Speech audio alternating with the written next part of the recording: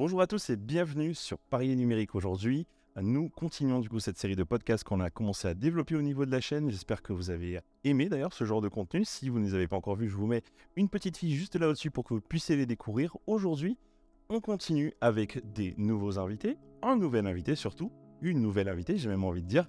Aujourd'hui, je suis avec Julie Deshaies Sorbon. Du coup, je ne me suis pas trompé, sinon je risque de me faire taper sur les doigts si je ne fais pas l'intégralité du nom de famille.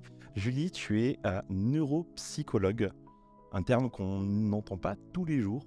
C'est vrai. Ouais, je pense que c'est quelque chose que, en fait, concrètement, je pense qu'il y a plein de choses que j'ai vues un peu dans mes notes, que j'ai appris en cherchant, en fait, parce que je n'y connaissais rien, vraiment. C'est le but de cette vidéo, je crois. C'est le but de cette vidéo, voilà. Donc, c'est un peu ce qu'on essaye de faire justement à travers ces podcasts, c'est de démystifier, mettre un peu la lumière aussi sur certains sujets dont on ne parle pas forcément, certains métiers qui sont importants dans le quotidien en fait de tout le monde. Bien sûr, j'ai envie de dire, aujourd'hui on l'a vu, que ce soit avec la crise qui nous est arrivée, les métiers du médical sont à une importance dont on a, peut-être pas conscience à un moment donné, à part quand il y a un vrai problème mondial de cette ampleur-là. J'espère qu'il n'y aura jamais de problème neuropsychologique mondial, gardons-nous de tout ça.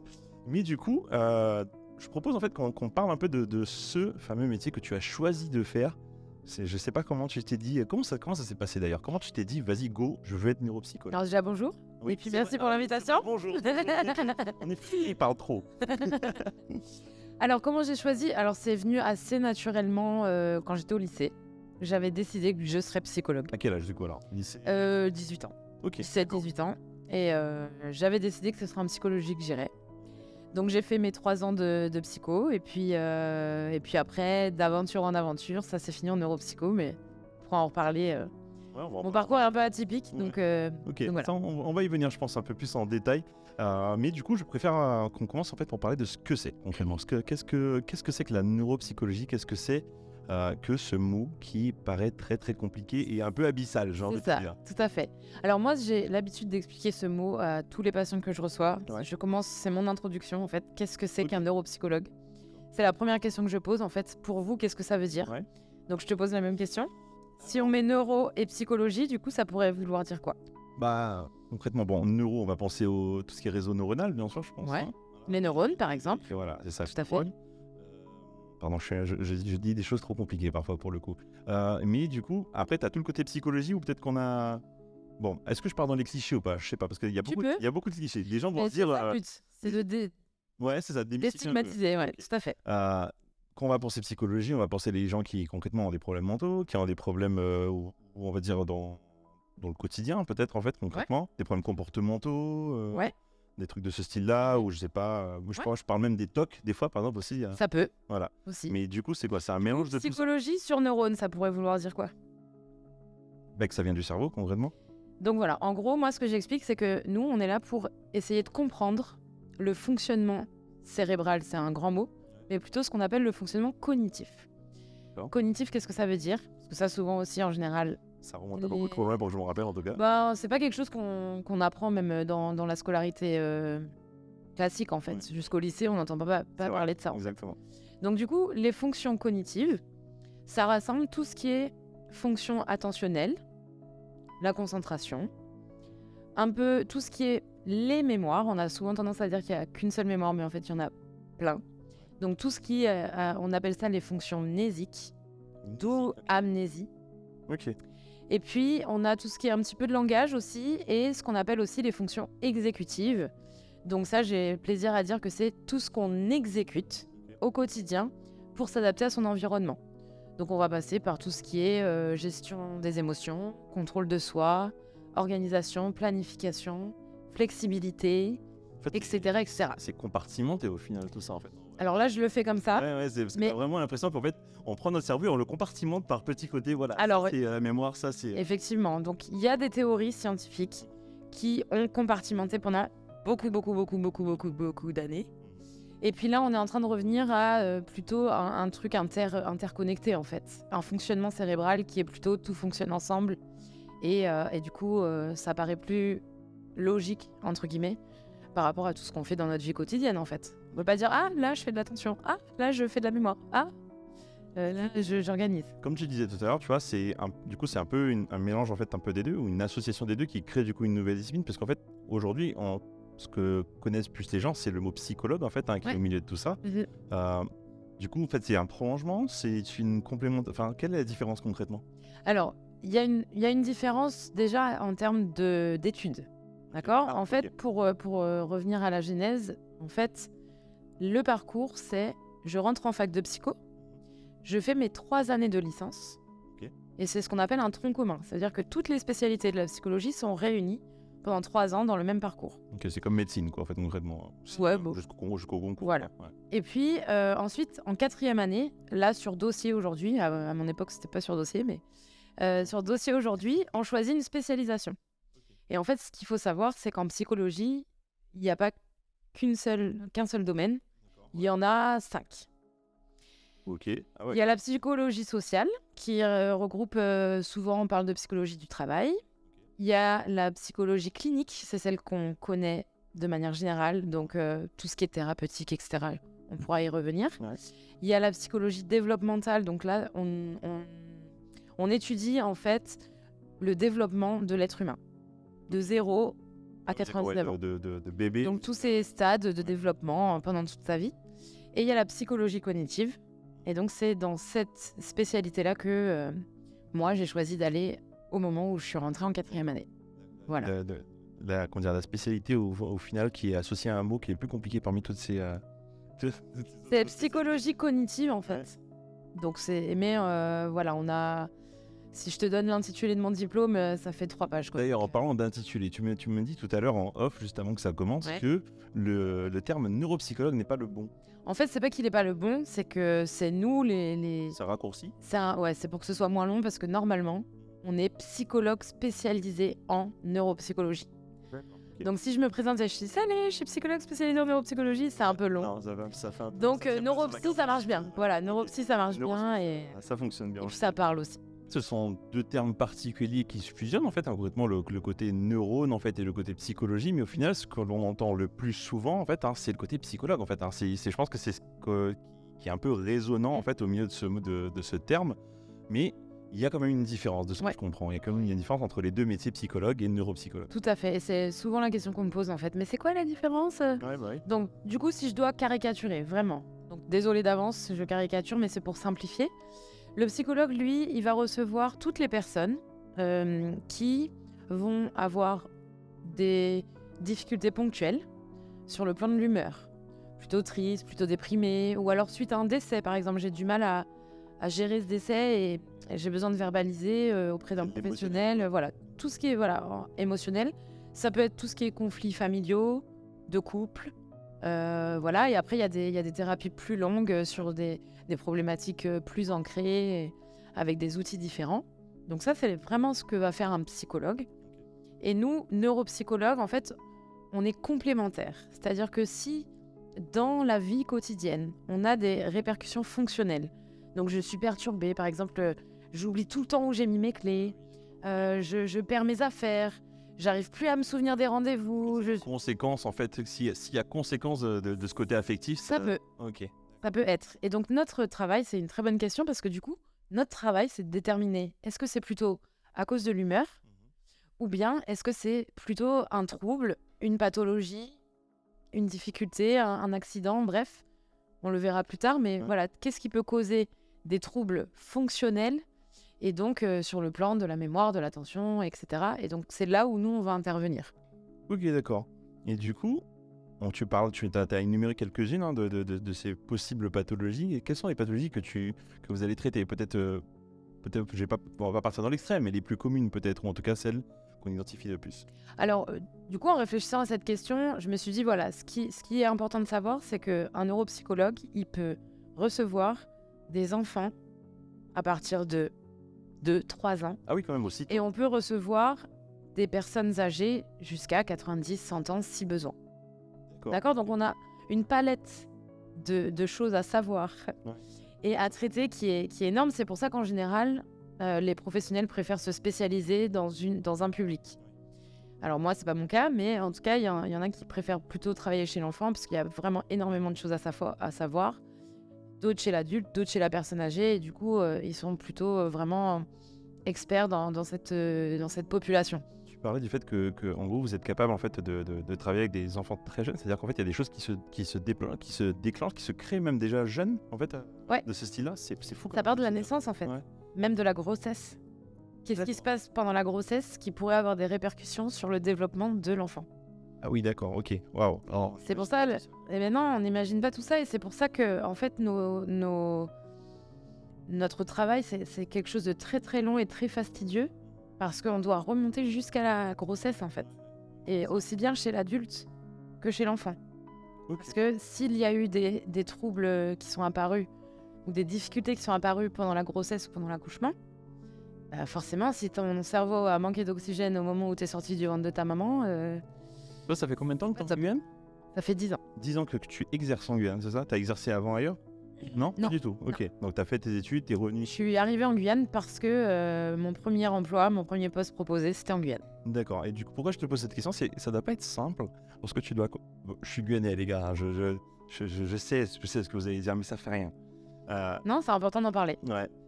Est-ce que c'est compliqué de convaincre un Guyanais, un entier, ce que tu veux, de se dire arrête de faire ton macho, arrête de faire ton grand blada, ton grand caïd, en fait, parce qu'il se passe vraiment quelque chose dans ta tête qui va pas ou tu as quelque chose qui va pas et qu'il faut qu'on en prenne soin. Et c'est pas juste en prenant un comprimé d'aspirine ou un verre de rhum, entre guillemets, quoi. C'est très cliché ce que je dis. Non, mais tu as raison d'en parler parce que ça fait partie des choses que j'ai rencontrées, forcément. Hein. Ouais. Alors, la génération d'aujourd'hui, un peu moins, quand même. Bien sûr. Mais c'est vrai que la génération 50-90 ans, là, c'est pas simple. Aller chez le psy, dans l'inconscient collectif, c'est encore je suis fou. Oui, voilà, c'est ça, c'est C'est exactement ça. complètement ça, dans l'inconscient collectif. Et donc, après, c'est là où notre métier doit être mis en valeur. C'est-à-dire que c'est à nous aussi de mettre en confiance la personne et de lui expliquer qu'en fait, s'il est là, c'est pour son bien, que c'est pas nécessairement parce qu'il est fou, et que ça peut améliorer son cadre de vie, en fait. Sa qualité de vie, surtout. Ouais, c'est ça, c'est qu'en fait, il y a vraiment cette difficulté, je le sais, parce que moi, par exemple, ça m'est déjà arrivé d'aller chez un psy, parce que moi, j'étais HPI, par exemple, au potentiel intellectuel, quand j'étais gamin, donc en fait, ça veut rien Ça dire. m'apprend rien. Hein. Ah ouais? Ok. Ça veut rien dire, en fait, hein, ce genre de... Je sais pas comment tu peux dire ça, ok, en fait, je me fais analyser. Alors, excusez-moi, c'est pas la première fois que je le rencontre. Oui, t'as raison. Voilà. Ok. Du coup, je suis espionné tout le temps. Et du coup, en fait, je me dis que est-ce que c'est pas quelque chose de bien au final de rencontrer des professionnels que ce soit comme toi ou comme des collègues en fait? Mais j'ose espérer que c'est quelque chose de mais bien. quand je dis quelque chose de bien, c'est-à-dire est-ce que ça devrait pas faire partie en fait tout simplement comment dire, d'étapes en fait au niveau de quand tu grandis tout simplement? Est-ce que ce serait pas juste important d'avoir peut-être des moments comme tu sais, ces rendez-vous médicaux qu'on a à certains âges et tout qui sont obligatoires ou en tout cas conseillés? Est-ce que des choses comme ça ne devrait pas au contraire faire partie peut-être? Alors moi, je suis pas pour la systémisation parce que, en fait, le fait de C'est ça, le terme. systématiser un entretien ou une évaluation, etc., ça veut déjà dire qu'on va essayer de chercher ce qui va pas. Ok. Donc je suis pas trop moi dans ce système, c'est-à-dire que je suis plutôt là pour essayer de trouver ce qui va bien. Ok. Et Ouais. donc, on va pas aller chez un neuropsy qu'on va devoir voir pendant X séances parce que pour faire une évaluation complète, il faut en moyenne 3 à 6 heures. Ah oui, c'est pas 45 minutes chez le psy, comme Pas on du voit à la télé. Exactement. Voilà. C'est pour ça que c'est là aussi où c'est différent du psychologue. C'est-à-dire que nous, on a besoin de beaucoup de temps passé avec la personne pour essayer de comprendre son fonctionnement. Déjà, ne serait-ce que dans la discussion, en fait, dans les échanges, dans ce qu'on appelle l'anamnèse. En fait, c'est un petit mot un peu technique, mais l'anamnèse, en fait, ça permet justement de connaître l'histoire de vie de la personne qu'on rencontre. Que ce soit un enfant, et encore plus d'ailleurs chez l'enfant, parce qu'il y a beaucoup de choses à prendre en compte pour évaluer. Ouais. Et donc, on va essayer de comprendre l'histoire de vie pour voir qu'est-ce qui a pu avoir un effet sur la personne qu'on reçoit.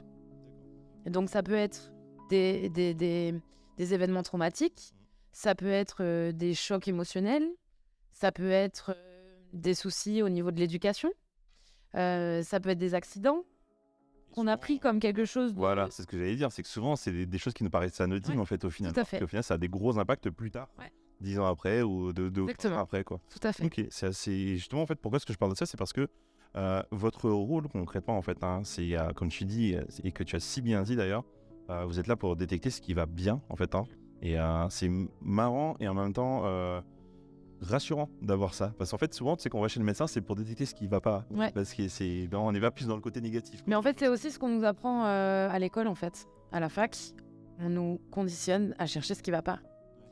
Et bah voilà, moi, dans mon expérience professionnelle, j'ai pu remarquer que voir ce qui va bien, c'est super aussi. C'est quand même vachement plus encourageant que de dire bon bah alors ça va pas, ça va pas, ça va pas, ça va pas. Tu viens et que du coup, tu déblatères 3 heures, 6 heures sur ta vie. Alors c'est pas d'un seul coup, hein. On passe pas une journée entière ensemble. D'accord, ok. Ouais, parce que C'est plusieurs étapes. Après, il y a des gens avec qui ça va durer 3 heures et j'aurai toutes les infos. D'autres personnes où ça sera plus long. Les enfants, en général, comme je disais, il y a aussi beaucoup d'entretiens avec les parents au départ. Parfois avec les enseignants aussi. Donc, tout ça, ça fait beaucoup de temps passé sur une seule personne. Justement, du coup, ton rôle, en fait, c'est pas le bon mot s'immiscer, mais il est présent, en fait, dans tous les compartiments de la vie de tes patients, au final, quoi.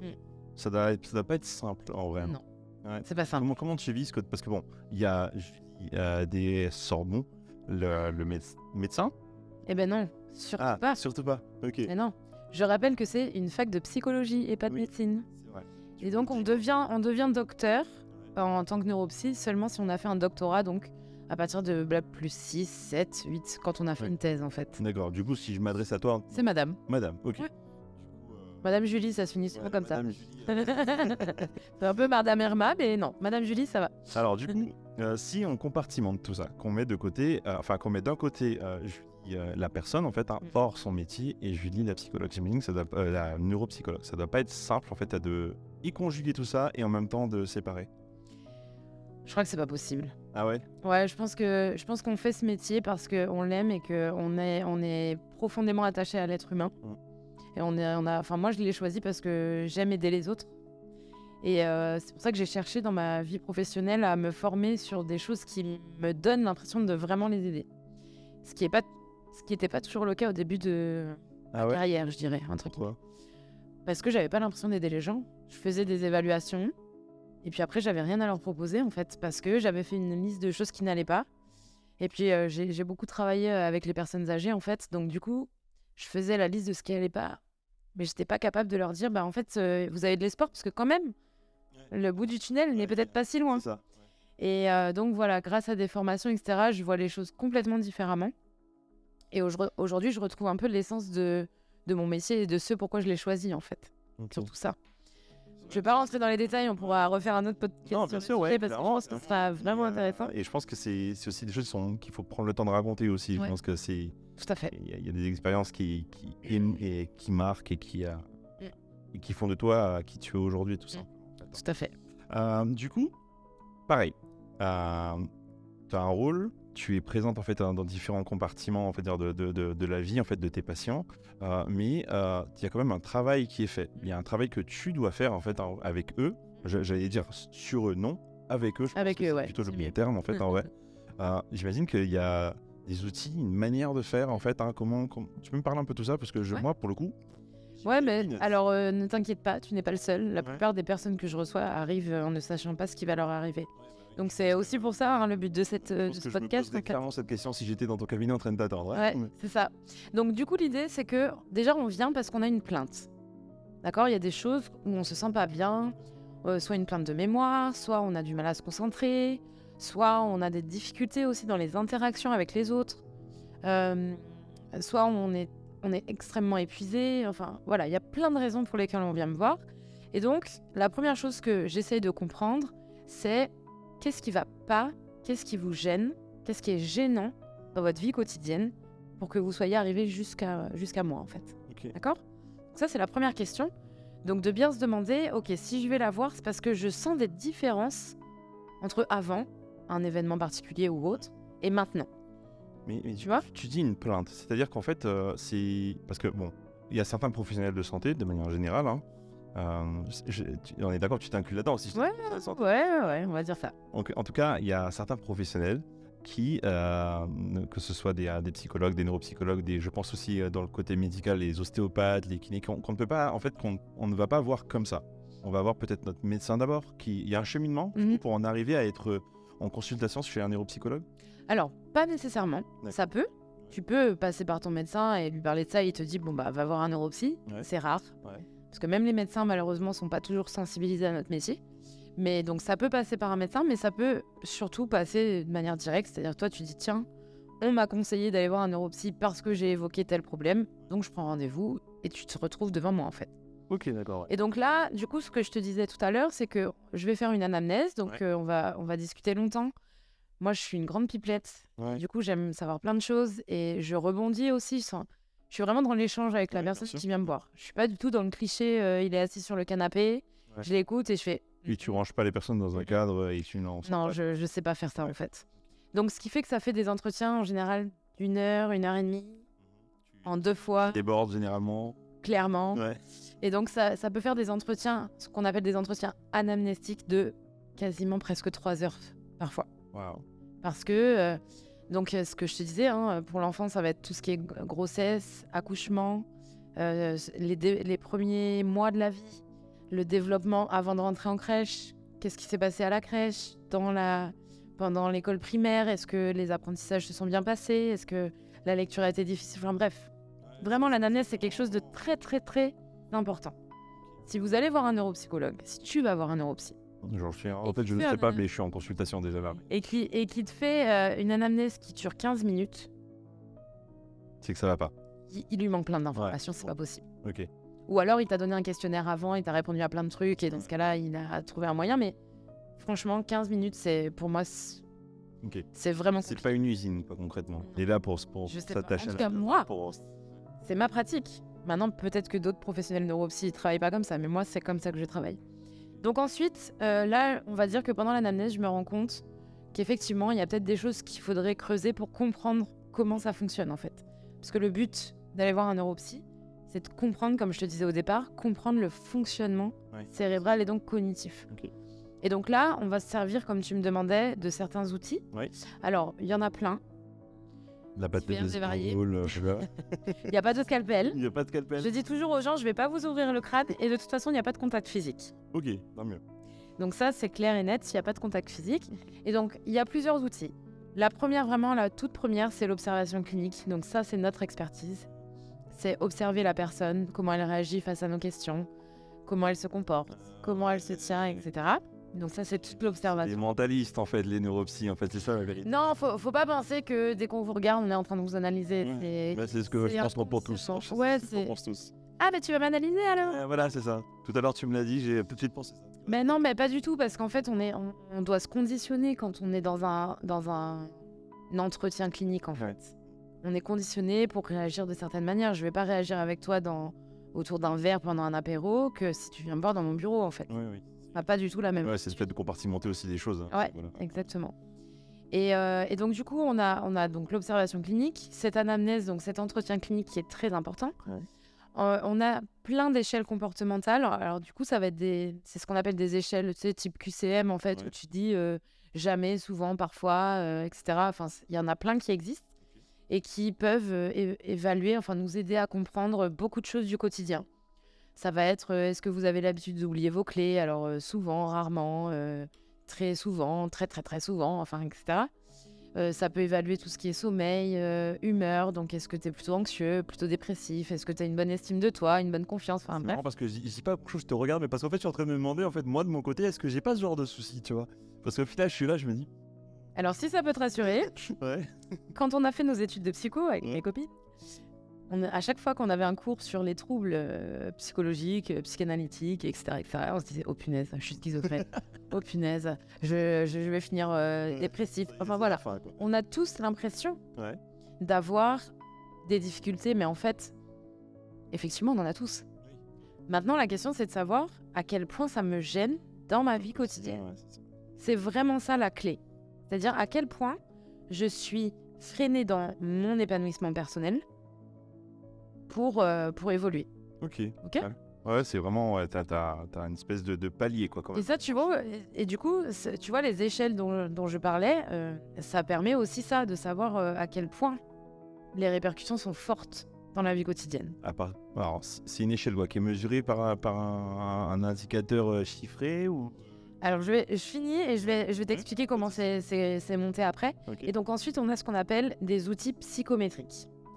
Donc ça va être des outils vraiment spécialement réservés aux neuropsychologues parce qu'on a été formés à leur utilisation et surtout à l'analyse de leurs résultats. Oui, bah oui. Parce que toi, tu peux très bien faire passer un test. Il n'y a pas de problème. Une épreuve psychométrique, il n'y a pas de problème. Tu lis les consignes, tu l'expliques à l'autre, il le fait. Ok. Pas de souci. Ouais. Sauf qu'en fait, le principal de notre travail, c'est ensuite d'analyser les résultats et de surtout les intégrer tous ensemble. Qu'est-ce que ça a donné l'entretien? Qu'est-ce que ça a donné les échelles? Qu'est-ce qu'ont donné les résultats des épreuves qu'on a proposées? Et tout ça mis ensemble, qu'est-ce que ça veut dire? Et en fait, c'est ça notre métier. Et donc, l'interprétation, c'est l'interprétation de la exactement. En fait. C'est surtout ça, c'est l'interprétation des résultats de l'évaluation complète, en fait. Waouh. Et ouais, c'est pas simple. Ah non, mais c'est clair. C'est pour ça qu'on a fait 5 ans d'études, en fait. Ah non, mais c'est clair, quoi. Mais t'imagines quand t'as... On a quand même un bac plus 5. T'as quelqu'un qui a 50 ans et que tu dois analyser une vie entière. Non, mais vas-y. Exactement. Combien de temps tu dois passer sur des patients Eh ben alors, c'est ce que j'allais y venir, justement, pour te dire que, du coup, en général, chez un adulte, je vais passer, voilà, comme je te disais, 1h30, 2 heures d'entretien, quasiment 2 à 3 heures d'évaluation si vraiment j'ai envie d'explorer plein de choses parce qu'il y a des difficultés qui sont mises en avant par le patient. Ouais. Et donc, c'est quasiment autant de temps d'analyse. Donc, si j'ai passé 4, 5, 6 heures avec un patient en direct, j'ai quasiment, j'exagère, mais on va dire, 3 heures. Parce que maintenant, je suis un peu plus rodée. Oui, un peu plus rodée, ouais. Je passe 6 heures il y a 10 ans, mais aujourd'hui, j'en passe 3. Ouais. À évaluer, analyser et surtout, écrire. Parce qu'il y a une obligation, et ça, c'est vraiment important, je tiens à le signaler, il y a une obligation légale. Okay. On n'a pas d'ordre des psychologues, mais on a quand même un code de déontologie. D'accord. Et c'est une obligation légale que de donner un compte-rendu écrit aux patients qu'on reçoit. Et ça, c'est bon pour beaucoup de professionnels qui le font, pas toujours. Ouais. Et du coup, le compte-rendu est confidentiel, il doit être donné au patient. Et c'est le patient qui choisit de le donner à son médecin ou non. Moi, j'ai pas le droit d'envoyer directement au médecin, même si c'est le prescripteur. J'ai pas le droit de l'envoyer directement au médecin ou directement au corps enseignant, par exemple, parce qu'il a demandé un bilan. J'ai absolument pas le droit de faire ça. D'ailleurs, tu me fais... Désolé, parce que je rebondis sur plein de choses. C'est bien, c'est le but. Est-ce que je sais pas si tu as déjà eu ce genre de choses. Bon, moi, malheureusement, mes clichés, c'est les films. Les films et les séries, c'est NCIS et compagnie. Est-ce que tu as déjà été saisi par la justice, en fait, pour pouvoir investiguer un cas, par exemple, des trucs comme ça arrive, ce genre de choses? Alors, ça arrive, mais sauf que ça se fait pas comme dans les films. C'est-à-dire qu'il faut que tu sois inscrit auprès du tribunal de Cayenne, par exemple, en tant qu'expert ou en tant que faisant fonction d'eux. Et là, on te sollicite sur des dossiers, effectivement. Ça m'est arrivé, mais ça ne m'arrive plus. Ok, d'accord. Voilà. Pour X raisons. Ouais. Mais oui, j'ai déjà touché du doigt. J'ai travaillé avec le médecin expert, en fait. D'accord. Et du coup, c'était plutôt intéressant. Intéressant, mais pas toujours simple. Un peu, oui. Pas toujours simple. Du coup, je veux bien revenir sur cette fameuse échelle, tu sais, pour savoir en fait concrètement. Exactement. Alors, les outils, comment ils sont montés? La plupart de nos outils, ils sont, c'est ce qu'on appelle des outils standardisés. Ça veut dire quoi? Ça veut dire qu'au départ, il y a un groupe de chercheurs, de scientifiques, de psychologues qui sont en section recherche à la fac et qui disent tiens, moi j'aimerais bien monter une échelle, un test pour évaluer telle fonction. Okay. Exemple, je caricature. Oui, bien sûr. Hein. Donc du coup, ils se disent ok, on va monter le truc, etc.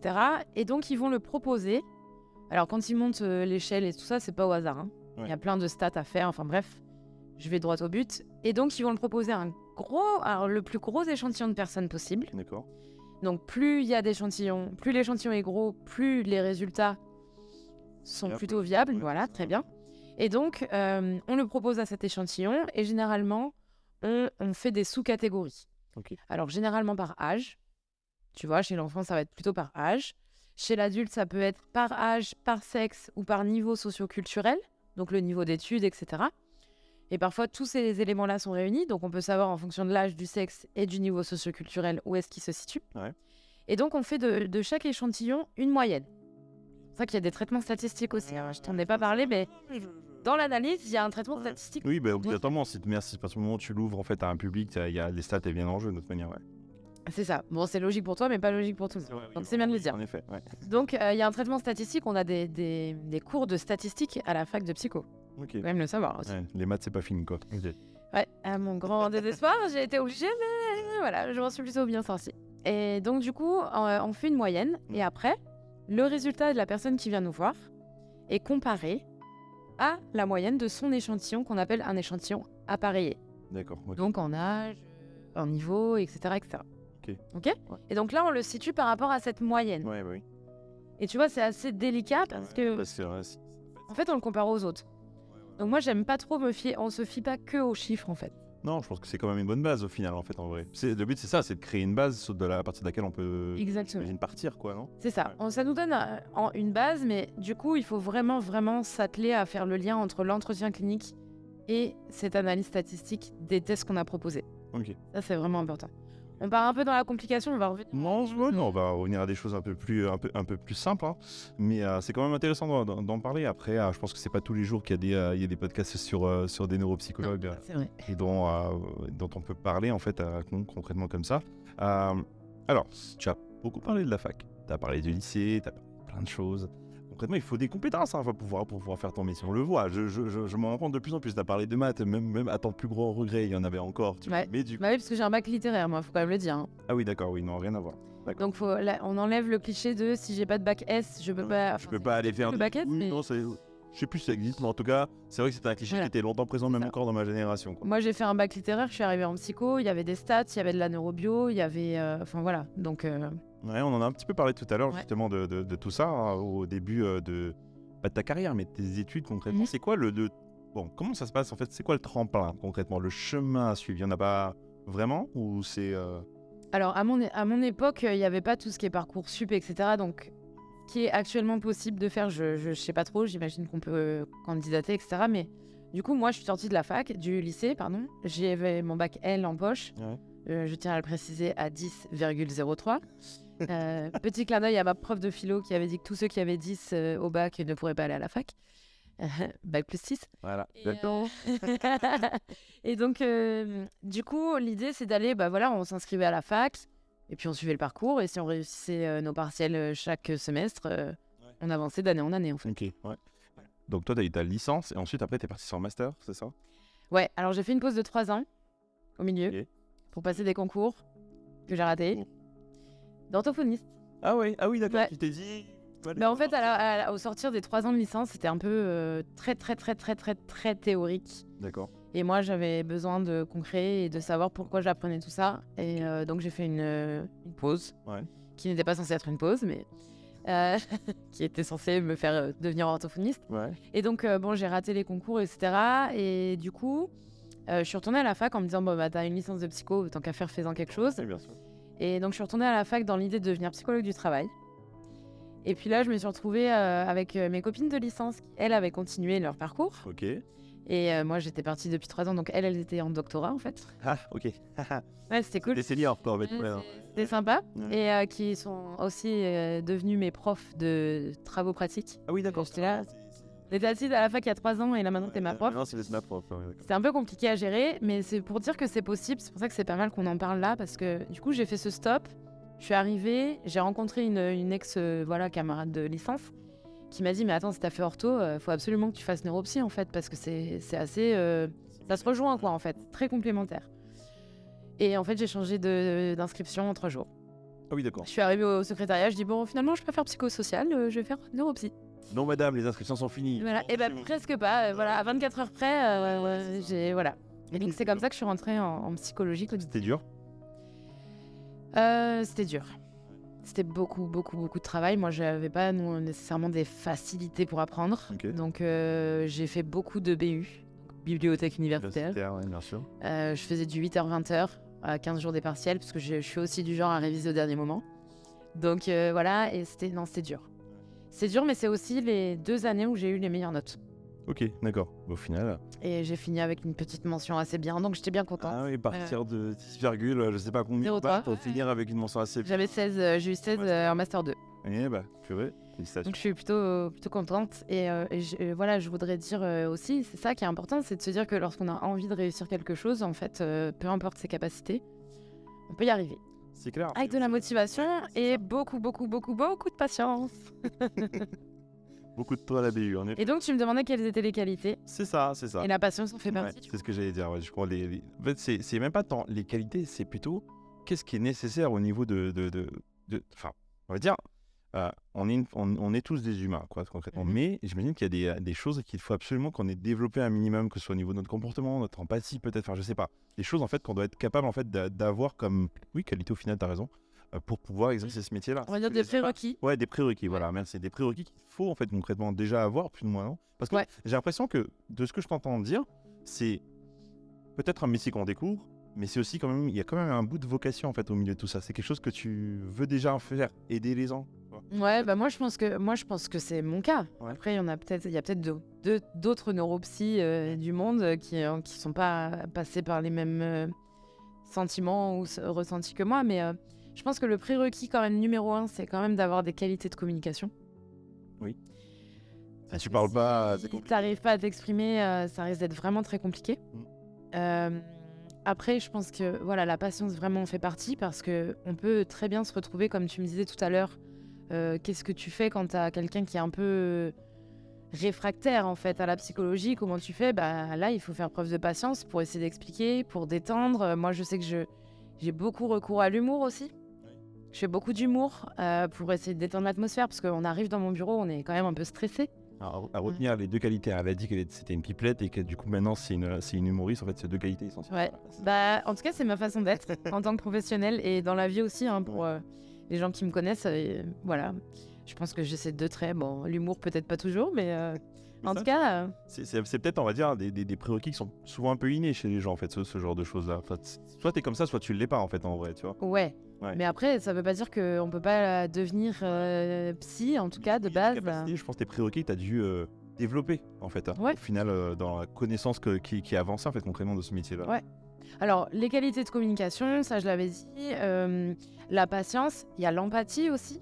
Ce qui est souvent confondu, c'est l'empathie et la compassion. Ouais, ah oui. Je ne peux pas me permettre d'être compatissante avec mes patients. Sinon, je rentre chez moi le soir avec une grosse enclume sur les épaules et je suis épuisée. Ouais, bah oui. Par contre, je peux être empathique et essayer de comprendre ce qu'ils peuvent ressentir sans le prendre pour moi. C'est ça la différence entre la compassion et l'empathie. Être compatissant, ça veut dire que je prends ta souffrance pour moi. Ouais. Et je me l'accapare. Ouais. Être empathique, c'est que je la comprends, je l'entends et j'essaye de t'aider à avancer avec. Tu vois, c'est... Par exemple, si tu pleures dans mon bureau, je vais pas venir te serrer dans mes bras. Là, je suis compatissante. Ouais. Par contre, si j'entends que tu pleures, je te laisse exprimer ces pleurs et que je te pose la question, très bien, maintenant, dis-moi, qu'est-ce que tu ressens ?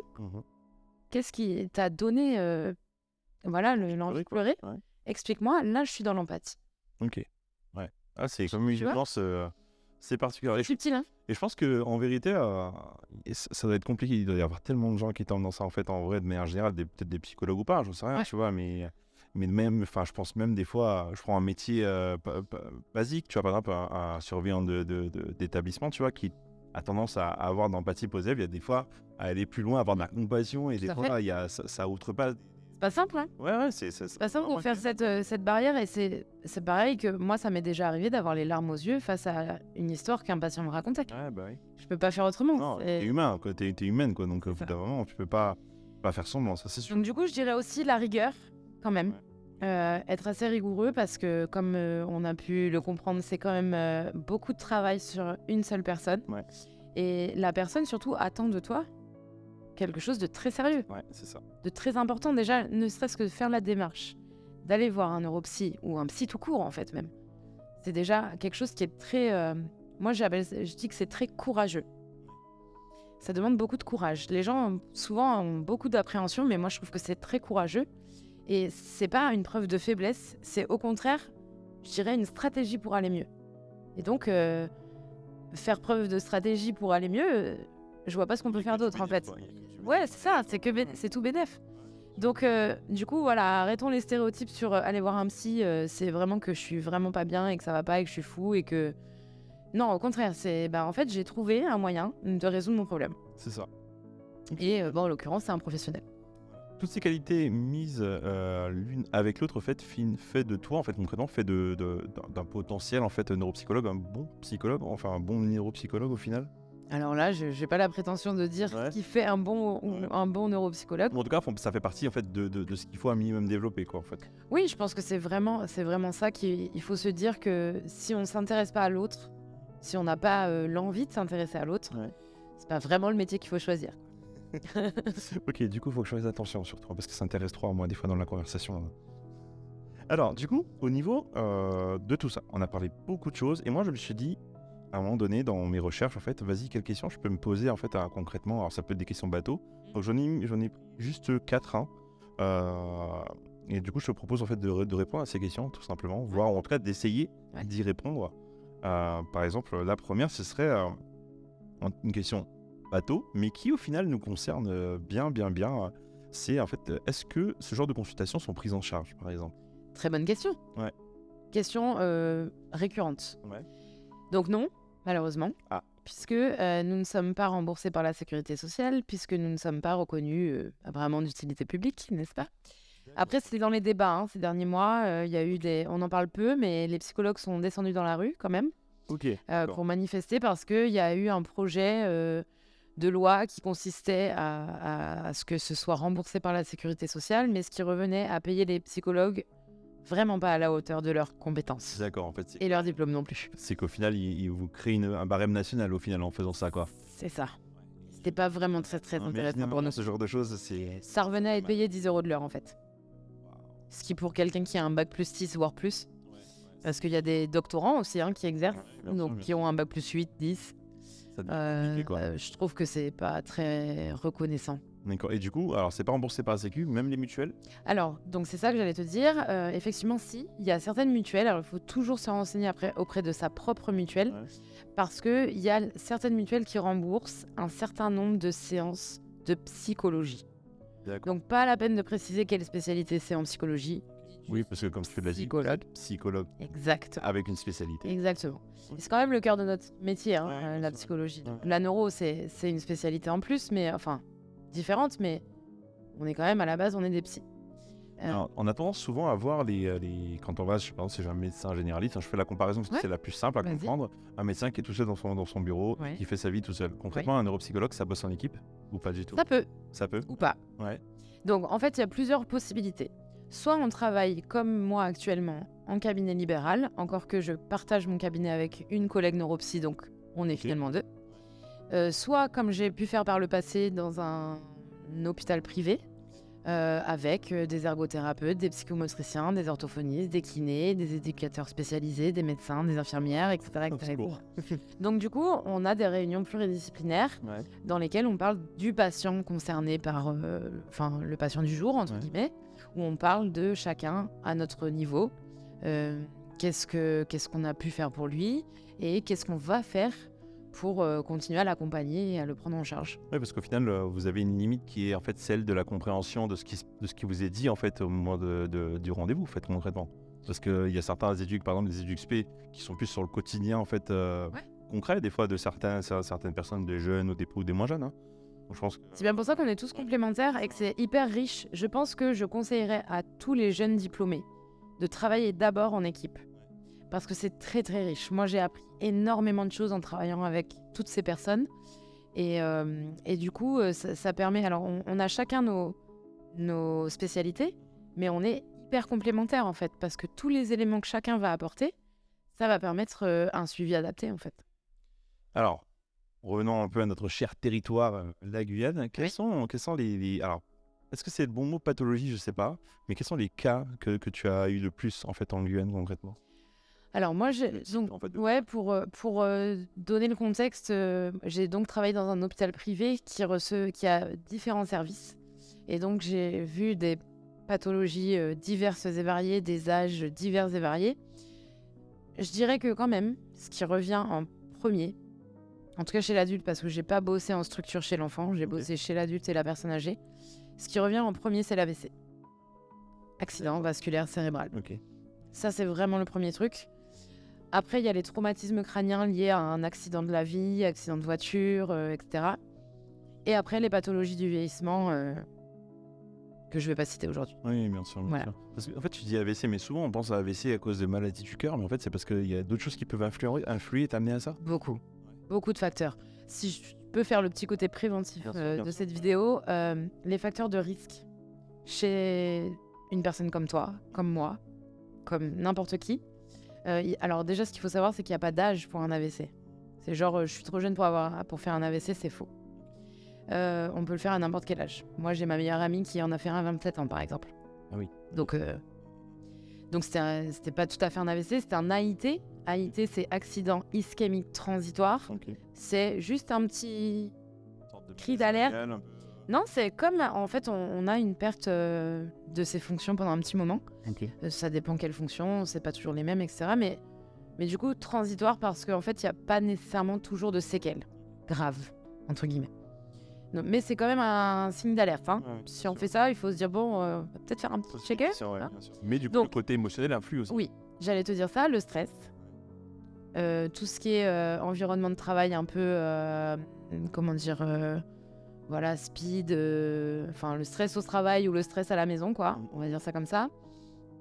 Le manque de sommeil, une mauvaise hygiène alimentaire, une mauvaise hygiène de vie de manière générale, c'est-à-dire pas trop de sport, etc. Bon, évidemment, les fumeurs, ceux qui aiment bien boire l'apéro, qui mangent plutôt gras, etc. Voilà, les diabétiques. Ah, mais ça, oui. Voilà. Donc tout ça, ce sont des facteurs de risque. Et il y a quand même parfois, de près ou de loin, des petits liens génétiques. Ah oui. Voilà, de très loin.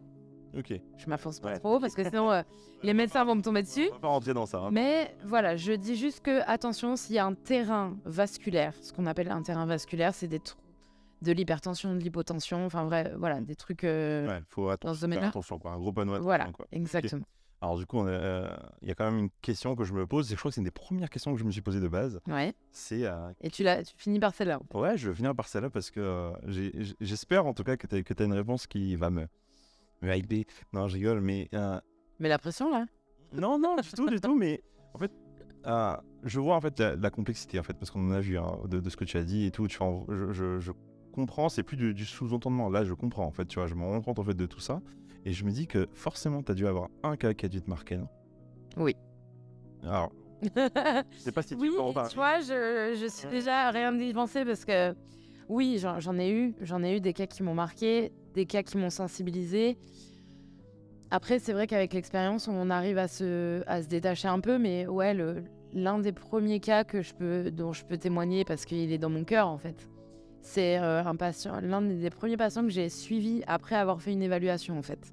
Parce qu'on ne fait pas que de l'évaluation, on fait aussi du suivi. Donc un patient que je voyais toutes les semaines, qui avait plus de 70 ans et qui avait ce qu'on appelle une démence à corps de Lévy. Donc c'est un savant mélange entre la maladie de Parkinson et la maladie d'Alzheimer, même si, bon voilà. Donc ça a créé beaucoup de difficultés chez lui. Et vu que c'était une maladie neurodégénérative, forcément, il n'y a pas eu de grandes améliorations. Sauf qu'à l'époque, j'avais pas les connaissances que j'ai aujourd'hui. Donc je me dis, bon voilà, j'aurais pu... Et en fait, pour la petite histoire, alors c'est pas super gay, mais ça existe, c'est un monsieur qui finalement voulait avoir recours à ce qu'on appelle le suicide assisté. Parce qu'il avait toujours dit que lorsqu'il perdrait l'usage de la parole, pour lui c'était la fin. Ouais. Et c'est ce qui est arrivé. Et du coup, il a fini en EHPAD. Et du coup, il s'était même renseigné, enfin il avait quand même beaucoup de capacités encore, donc il s'était renseigné sur Internet pour savoir... C'est pas légal en France. C'est pas légal en France. Et du coup, il m'avait expliqué comment il allait faire. Il voulait partir en Suisse parce qu'en Suisse c'était légalisé. Il savait déjà où, comment, enfin, etc., etc. Donc il avait vraiment tout organisé. Quelques semaines avant, il m'avait même demandé d'écrire pour lui mince. Recommandation. Non, les trucs pour ne pas le réanimer là. Ok. On appelle ça. Oui, c'est en gros un ordre de non-réanimation. Voilà. je suppose. Désolée. Et donc, ça, c'était assez marquant pour moi. Écrire ça pour quelqu'un, c'est pas simple. Dans la tête d'une jeune diplômée comme moi à l'époque. C'est à ce moment-là. Jeune diplômée, moi, je suis sortie de la fac à 27 ans. Hein, donc, Voilà. j'avais déjà la trentaine passée, voilà. Mais ouais, j'avais 30 ans, quoi. Mais j'étais jeune exerçante, en fait. Ouais, bien sûr. Ça fait peut-être 2-3 ans que j'exerçais en fait. Et donc voilà, donc j'étais quand même alarmée sur son humeur du moment. J'avais prévenu l'équipe de l'EHPAD quand même en disant attention, il y a quand même un gros risque suicidaire, etc. Et bon, malheureusement, la famille n'a pas trop souhaité suivre son envie, son besoin, Son choix. Et malheureusement, il s'est suicidé dans l'EHPAD.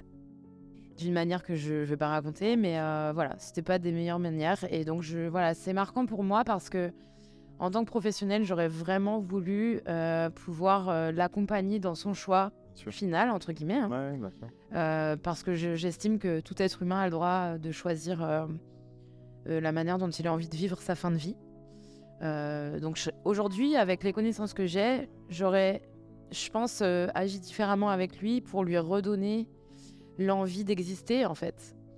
Avec beaucoup d'autres choses que j'ai apprises au fur et à mesure de mon parcours. Et voilà, donc ça m'a marqué parce que c'était l'un de mes premiers patients. C'est ce que j'appelle un peu mon patient chouchou, mais voilà, j'en ai d'autres. J'en ai eu d'autres et aujourd'hui, j'arrive à prendre de la distance. Maintenant, je crois que ma sensibilité fait aussi que je pense être une bonne professionnelle. Mais écoute, on verra notre rendez-vous qui est dans... Non, je rigole. En tout cas, écoute, ça a été très très enrichissant en fait, concrètement. J'ai appris énormément de choses. J'aime beaucoup parce qu'au final, là, c'est pas... Je le perçois en fait, c'est pas que la professionnelle qui parle. C'est aussi la Julie derrière en fait qui partage des trucs. T'as commencé à parler de cet homme. T'avais les yeux. Un petit peu. Et du coup, je te remercie en fait d'avoir partagé ça, d'avoir partagé ton métier, ton cœur aussi au final, parce que c'est ça en fait en vérité. C'est lui qui nous permet de faire ce qu'on fait. Voilà, c'est ça. Tous les jours. D'avoir la force en fait concrètement. Et du coup, bravo déjà pour ce que tu as déjà fait et ce que tu vas encore faire. Ce qui a pu se passer, ce qui a pu se passer, fait de toi ce que tu es aujourd'hui. En fait, il t'a donné les bonnes armes pour peut-être répondre à d'autres situations à venir. Du coup, voilà, je pense qu'on va terminer un peu sur ces peut-être dernières paroles, simplement. Et tu veux peut-être dire quelque chose ? Ouais, moi je voudrais juste te dire que du coup, après tout ça, s'il y a des gens qui veulent des informations sur la neuropsychologie, faut quand même dire qu'on a créé une association des neuropsychologues en Guyane depuis 2017 qui s'appelle Neuromazonie. Et donc, si les gens veulent nous contacter, neuromazonie@gmail.com. Tout bien, ce qu'on va faire, c'est qu'on va mettre en fait tout simplement les renseignements dans la barre de description, juste en bas. Donc, on mettra les numéros de téléphone, adresse, etc. Donc, si vous voulez avoir des renseignements là-dessus, tout sera présent juste en dessous de cette vidéo. Julie, merci beaucoup. Merci à toi, Jonathan. Et je te dis peut-être à bientôt pour un autre podcast. On a parlé tout à l'heure. On a plein de projets, du coup, je l'espère. Pour le reste, ça marche. Et on se dit à bientôt. Merci, à bientôt. Merci beaucoup d'avoir assisté à ce podcast. J'espère que vous avez kiffé concrètement ce moment parce que c'est un moment assez incroyable en fait. En vrai, moi j'adore avoir des moments comme ça où en fait au final je viens avec mes idées préconçues qui sont démontées avant la fin de la vidéo et on en apprend énormément. J'espère que vous avez appris énormément de choses. Et bien sûr, les informations sont présentes en barre de description. N'hésitez pas bien sûr à mettre un pouce, commenter. J'ai envie de dire la barre de commentaires elle est là pour vous les amis. Et bien sûr à vous abonner à la page, c'est super important. Je vous dis à bientôt pour d'autres vidéos de ce style, peut-être d'autres surprises. Bonne soirée.